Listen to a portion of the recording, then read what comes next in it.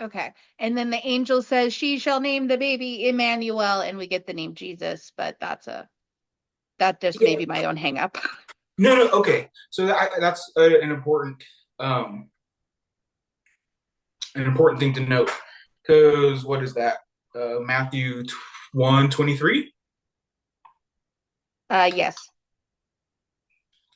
So I think there we're quoting Isaiah.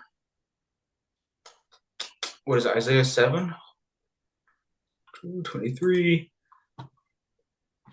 Isaiah 2. No, it is Isaiah 7. What am I doing? But what we have here is something that Matthew really loves to do. Yeah, yeah. Referring to Isaiah 7:14, where it says, "Therefore the Lord Himself will give you a sign. Look, the young woman is with child, and shall bear a son, and shall name him Emmanuel." Now, there's a lot of important things to note here, because this is a very contentious verse. Starting with your point, the Emmanuel. Emmanuel means God with us. I'm sure you've heard that in church all the time. In the context that Isaiah is using it, that means God is on our side, God supporting us. And in no sense of the word is Isaiah claiming that this is an incarnate God on earth with us. The gospel writer of Matthew is kind of using that to say, actually, this is an incarnate God with us on earth. Um, and this is a common theme of Matthew. He likes, and Luke too. All the gospel writers do this to some extent. And this is, perhaps an early form of midrash. Not exactly how midrash is, how we, perceive it, but the idea of kind of using sporadic verses, sporadic quotes from sacred scripture, to make meaning, to make a prophecy about the current time is, fairly unique, and a growing theme in this era. So does that track? You look confused. So they're just trying to tie it back to the Old Testament.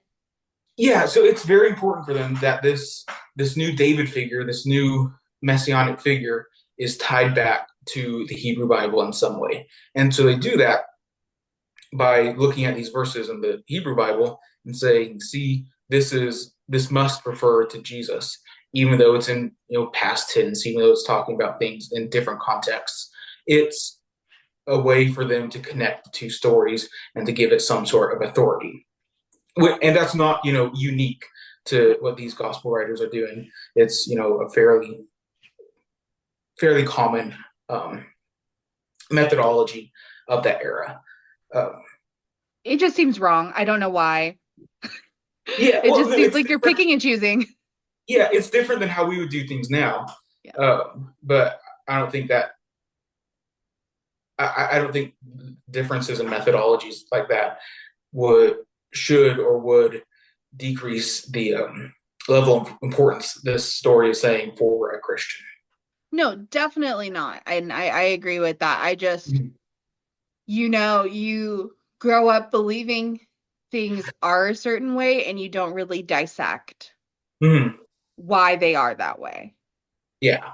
So I think that's maybe the confusion you're seeing on my face. My brain's rewiring as you watch. So if you watch the YouTube video, you can watch me melt my brain. Congratulations. Yeah. Okay, so Okay, with but it, before we go on, the other very important thing that this verse is doing when Matthew quotes Isaiah 7:14 is that the word used for virgin, he's I won't say misquoting, but misrepresenting what word is being used there. Because in the Hebrew, the word there, Alma, is almost certainly referring to a young woman or a young girl of some sort like that. And then when that is translated into the Greek Septuagint, a much more vague word, which still could, refer to young woman, also has this added connotation of meaning a virgin of some sort. And the Septuagint is what the gospel writers always quote from. So by quoting from the Septuagint, using that as the word for virgin instead of a more appropriate word that would mean young woman of sort, we're adding in this idea that it's a virgin birth. Are you saying there's a mistranslation? That's I'm wild. Yeah, but I'm not saying it's a mistranslation into English. I'm saying it's a mistranslation into Greek.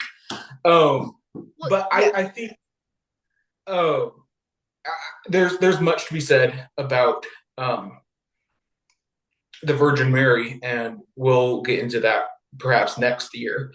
Um, but and we'll talk about it a little more throughout this. But there's a lot to be said about that. But the idea that there is a virgin birth isn't unique to the story. Around that time frame, a virgin birth is something that connotes power and importance. So being born of a virgin is not common by any sense of the word, but not unheard of.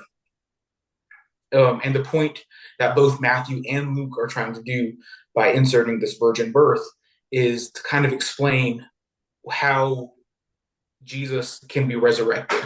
He's given this very important status from birth, and that kind of explains and gives authority that Jesus is more than this, more than basic human, giving authority for resurrection and what he does later in the Gospels.